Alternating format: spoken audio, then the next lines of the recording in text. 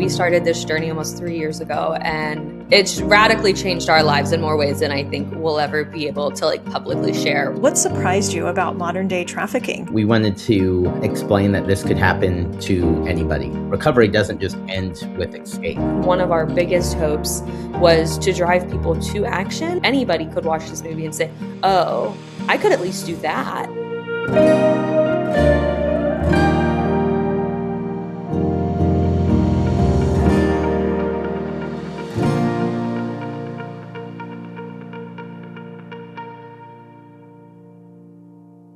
Hey everyone, thanks for joining us today on the Invading the Darkness podcast. Today we have a very, very exciting bonus episode for you, featuring the director and producer of a new film that's out called Still Hope.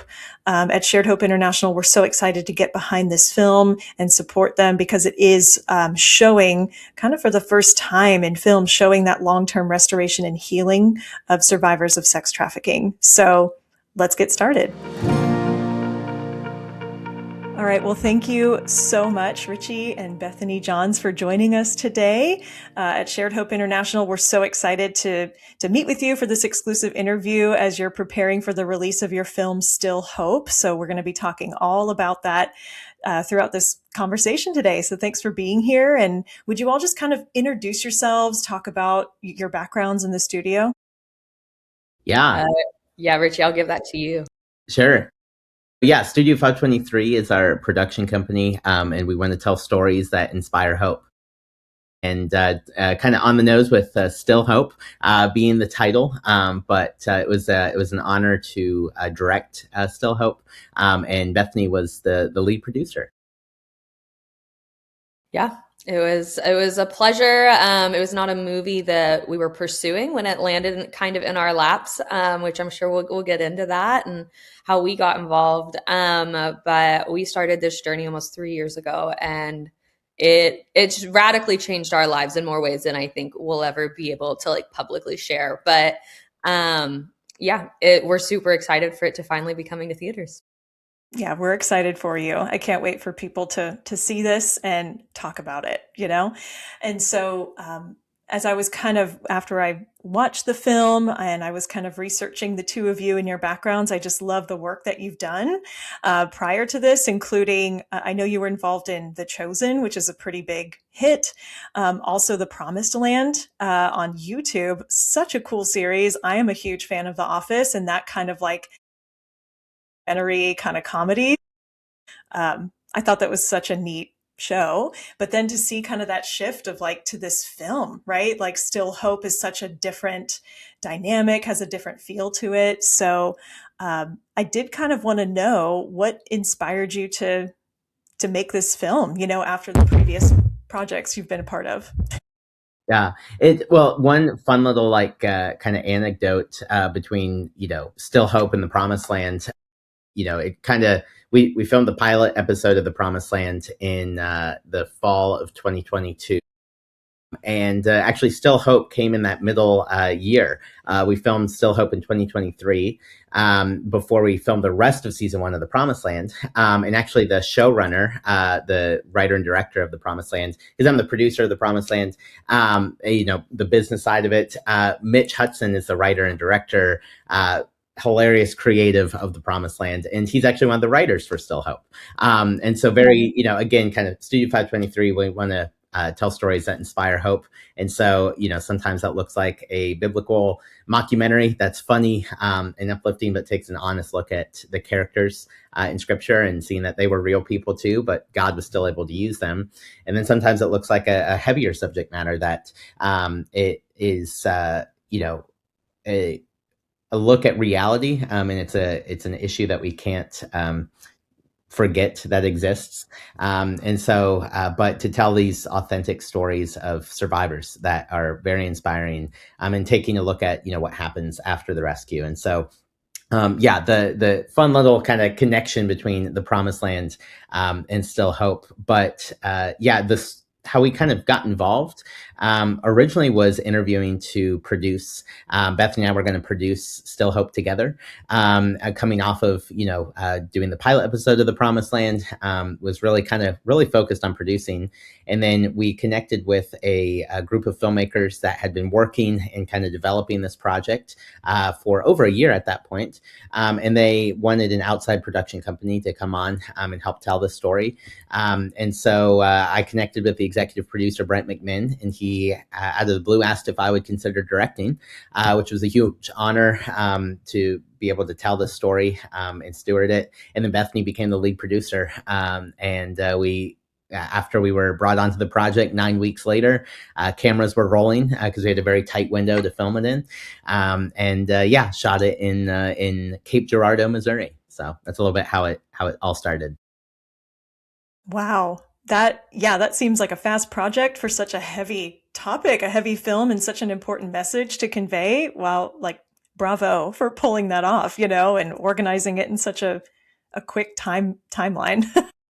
Yeah, Thank you. Bethany can speak more into into the challenges of that.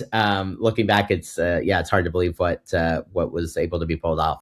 Yeah, no, Right. knowing what we know now, I think we maybe would have asked to push production a little bit further. Just knowing, I think we were prepared for the practical of what would be needed to make a movie like this, right? Like you find cast and you find crew and you make a schedule, and you those are like the routine things that you have to do for every show. But I don't think we were prepared, especially for the emotional weight that this movie was going to carry. And obviously, we knew it would carry weight stepping into it. But especially when you're functioning at a high capacity and you're moving really quickly, the emotional weight of a topic like this just kind of catches up with you at the end. And I don't know if we were fully prepared for that, but it was a great experience. And I don't think we would change saying yes to coming on board. Hmm. As you kind of brought up that emotional weight, I'm curious, as you both researched this topic more and you were diving into, what you wanted to convey about hope in this film, what surprised you about modern day trafficking in the US and kind of how it happens? Yeah, I think, and this was one of the goals of the film. We wanted to explain that this could happen to anybody. Previous trafficking films have been done. Not that some have maybe over sensationalized, or there's a little bit more leaning into the action of it all. One of the things that the team wanted to focus on was that it can happen to anybody. And so, taking a look at Hope, she is an everyday girl, two parents, Christian home, they go to church, and lives life in the Midwest. She has friends, and she meets this guy online that isn't who he says he is, and stumbles into this world very innocently. I think people have very preconceived ideas of who trafficking victims are and how they enter in, and they come from a bad home, or whoever, and this is inspired by one of the girls. We took two different girls' true stories and combined them into one character of Hope, so there's different elements that are from the two different individual stories. But one of the heroes and survivors, her story was similar in the way of like just how it accidentally happened, and all of a sudden she found herself stuck in this situation. And so that was a big piece, getting to hear the survivors' stories and being authentic to their experiences, but also understanding that we can never fully understand what they went through. Mhm. What about you, Bethany? Did anything really Yeah. shock you as you kind of learned more about this topic? Yeah, I think I was involved with a anti-trafficking organization throughout college. And so I think when we stepped into this, I had a lot of education about this that probably most people don't already. And so I don't know if there was anything that like we learned specifically where I was like, oh my goodness, I've never heard of that before. But I think there's kind of two things that I think really shocked me when, as we were talking with Catherine Lee, who is the founder of Pure Hope Foundation, who has been one of our main partners, and she really spoke into a lot of the creative, because that's what they do. They provide healing and rehabilitation for trafficking survivors. And she talked very heavily about the recidivism rate that these women have so often. And I think, especially from the film side of things, we focus so much on removing these men, women, and children from this situation. And we just assume, why would they go back? Like, of course, they wouldn't choose to go back. It's a horrible situation. But the recidivism rate in this industry is massive, just because of what these traffickers do to make these individuals feel so isolated and alone and dependent on them. And so I think that was that number specifically, and I'm not going to throw out a number because I don't remember exactly and I don't want to quote misinformation, but that was just, it was such a large number where I was like, oh my goodness, like I had no idea. Like we put so much energy and effort and like mental capacity and financial resources into being like, we just need to get these people out, that we forget that there is another side of it. And I think as we really got into crafting the story of Still Hope, it just became very apparent to us that we can't forget about what happens after. And that was something that we really put a lot of effort and care and gentleness into focusing on very heavily in the film. Yes, that's something that stood out to me big time. As I watched the film, I was able to see an advanced screening, which I was very grateful for. And as someone who was in the field, I worked with survivors ages 10 to 24. And it was so fantastic because I love film. I love being able to use film as an artistic outlet to show people a life that they might not fully understand. And it's so great, Bethany, that you came into making this film with already that level of education that a lot of America does not have, unfortunately. So I really hope that this film can show life beyond the recovery, right? That restoration piece is just so huge that people don't understand that part of it. And I do love how you show that. You show, I remember getting to like, it was maybe halfway through the film or maybe a little more, and you see the recovery and you're like, wait, there's more of this film. It doesn't just end there. Oh, wow. Like you actually get to see Hope come home. You get to see her choose to go to the safe house and kind of get that mentorship there. And I did love hearing that mentor saying like, yeah, you know, it took me years. Everyone has their own timeline. So I really, really appreciate you all showing that and having that trauma informed lens, you know, to what true restoration is. So thank you for showing that. Yeah, yeah, of course. That's the thing that I think makes Still Hope special, is it, shines a light on what happens after, the rescue. It picks up where Mm. most films leave off, right? They get rescued and, big score and it's the end of the film. You're Hmm. exactly right. I've heard that by several people that have been able to watch it before release, of saying, "Oh, like I thought it was over," and I'm looking at my watch and we're only an hour in, and so there's like that whole second half that is, I mean, that's the best. Some of my favorite scenes of the film are in that second half. Mm. I think it speaks to the reality of the situation that, sex trafficking recovery doesn't just end with escape, right? It's really where the hardest work begins. And so that's really the main focus, is this healing journey and restoration. And so, yeah, the first half is tough to watch and there's parts that are hard.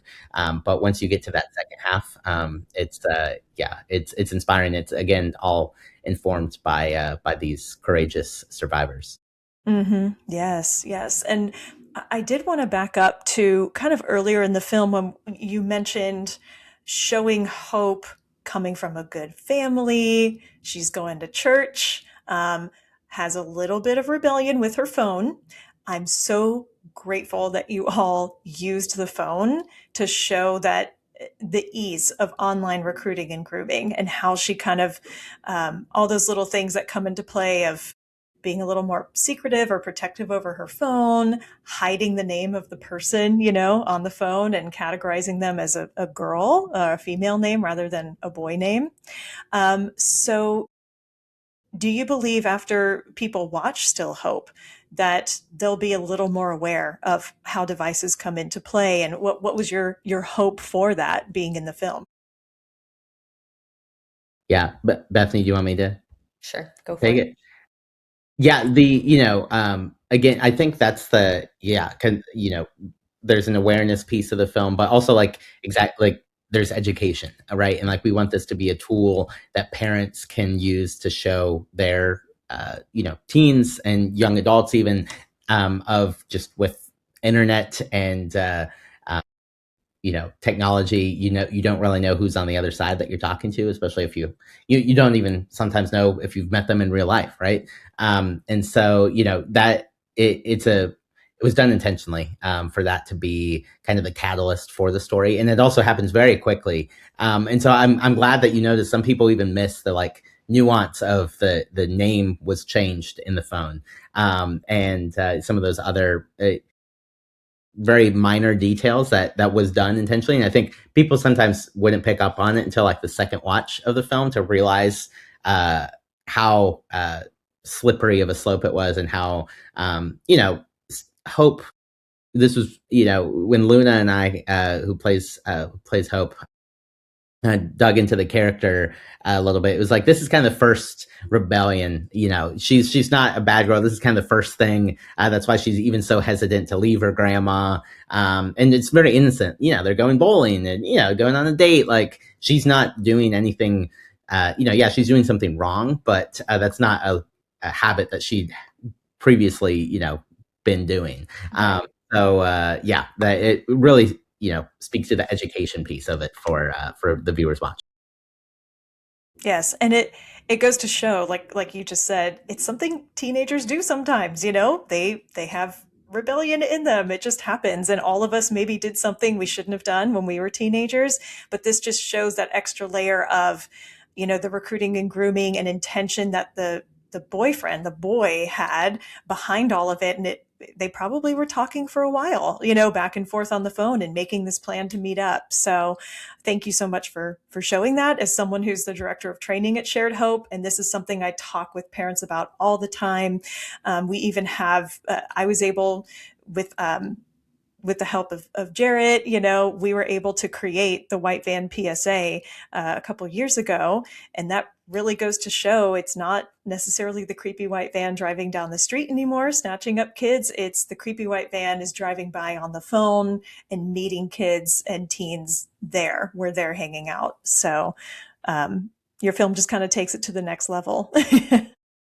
Yeah, so true. Yeah, that the PSA's, that's cool. That's Mm-hmm. a way to communicate that. Yes.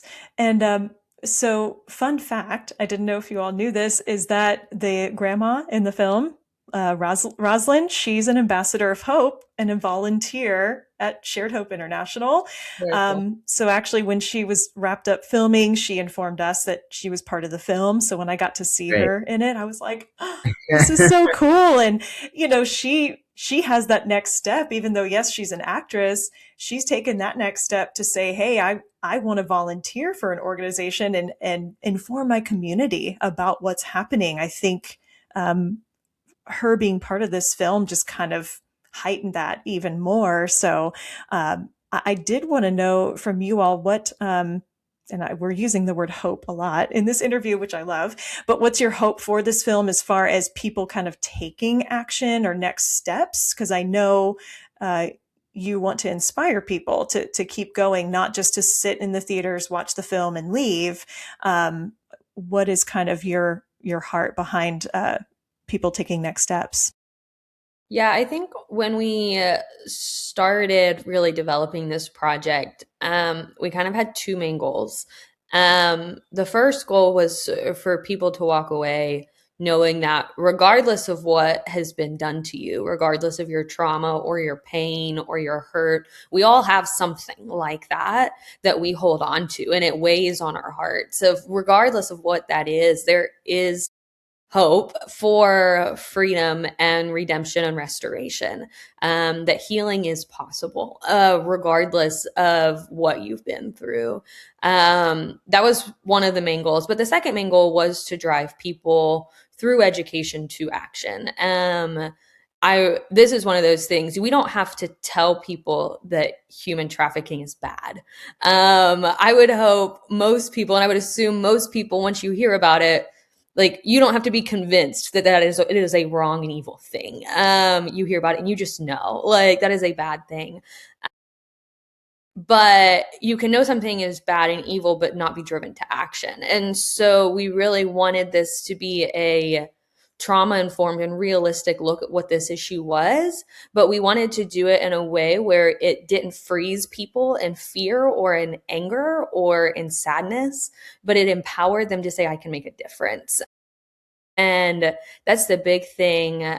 Going back to Catherine Lee with Pure Hope, is they talk all the time. And one thing we talked with her a lot is making sure that we are putting a place for the advocates and for the people who are stepping into life with these survivors, because there is a journey afterwards. You don't have to be the person knocking down the door. Like you don't have to be the person, extracting them and removing them from their traffickers, but you can be the person who maybe volunteers through education in your community and you're helping parents understand the dangers of technology. You can be the person who, if you have the financial means, can give and help towards restoration and healing. Or you can even go a step further and you can be the person who steps into those spaces and says, I may not know anything about trauma informed healing, but I can teach people how to bake cookies. Like I can teach people how to manage a garden. And those are all skills and those are all things that people in trafficking, they don't get to experience. And so when they get to experience it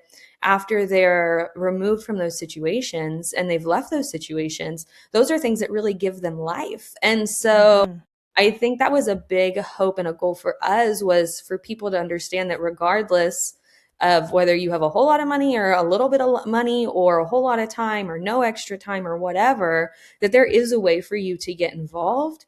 And it may be as simple as, talking to your friends who are parents about protecting your children online, or it could be way more involved if you choose to do that. But there is a spectrum of involvement. There's a spectrum of advocacy, and every single one of us has a place on that spectrum.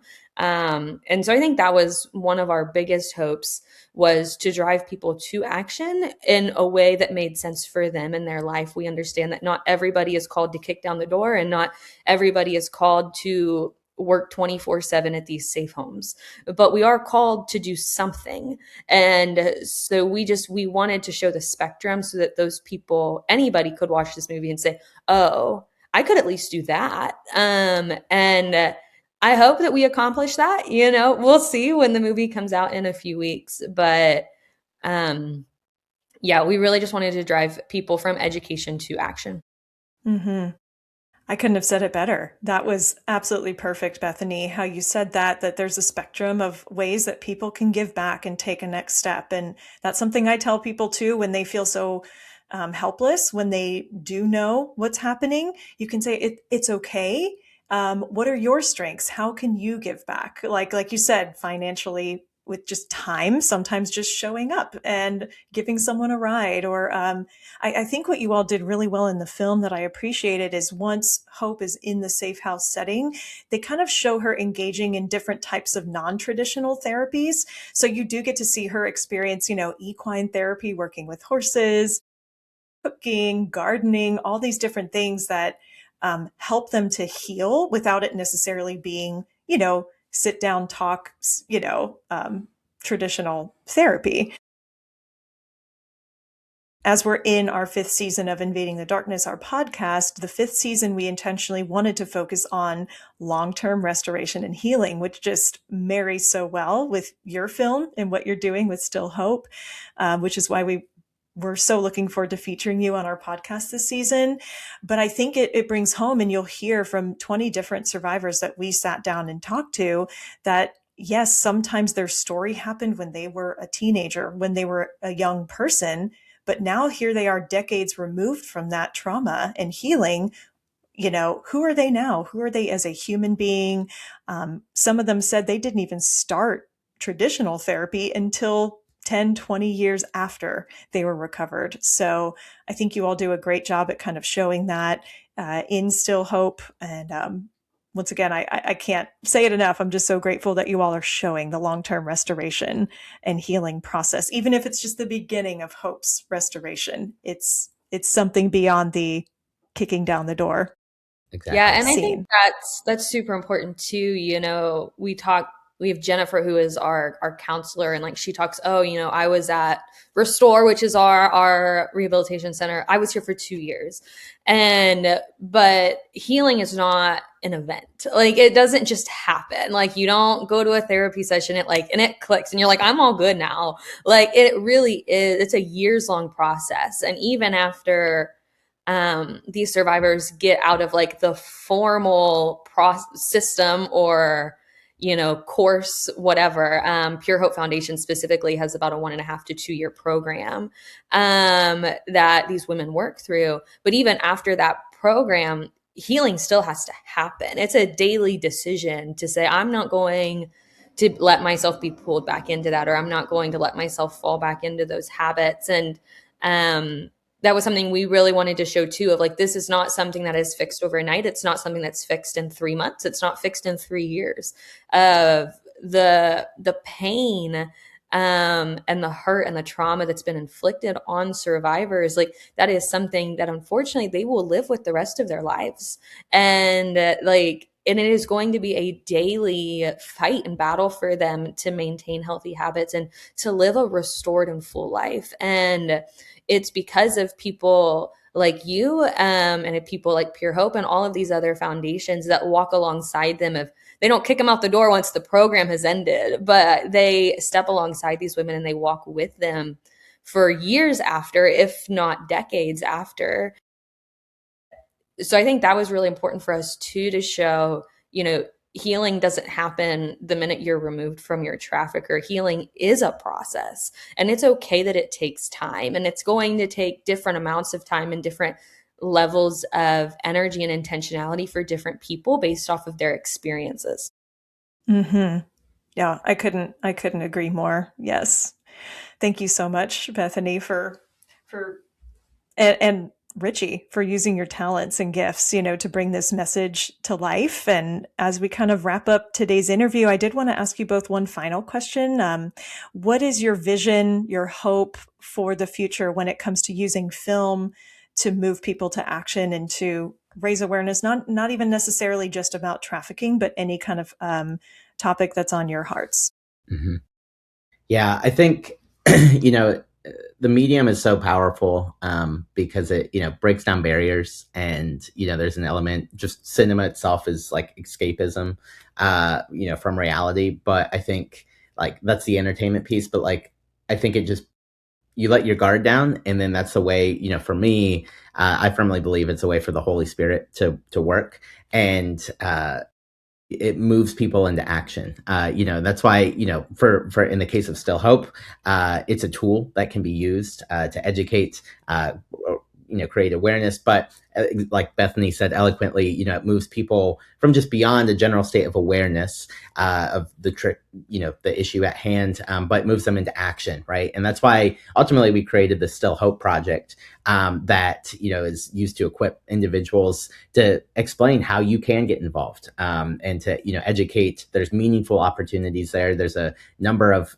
ministries and nonprofits that we're partnering with through this film that provide tangible ways that people can get involved. And so, for me, I think just my calling is to communicate the gospel, through medium of film and television, right? In the case of The Promised Land, it's comedy that breaks down barriers, right? And people that would never approach scripture, but they do because they watch a show that's funny.